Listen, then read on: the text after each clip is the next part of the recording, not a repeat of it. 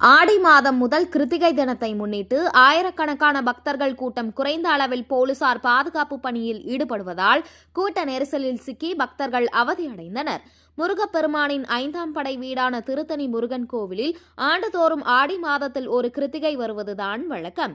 ஆனால் வழக்கத்திற்கு மாறாக இந்த ஆண்டு ஆடி மாதத்தில் 2 கிருத்திகைகள் வருகிறது.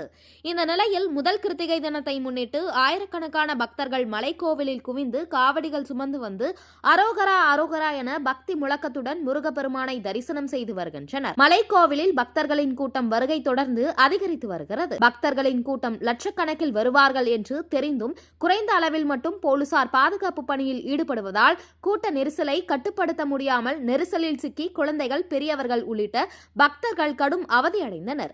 மேலும் விழாவின் முக்கிய விழாவான 2ஆம் கிருத்திகை அடுத்த மாதம் ஆகஸ்ட் 14ஆம் தேதி, அஸ்வினி 15ஆம் தேதி, பரணி 16ஆம் தேதி ஆடி கிருத்திகை மற்றும் தெப்ப திருவிழா வெகு விமரிசையாக நடைபெற உள்ளது.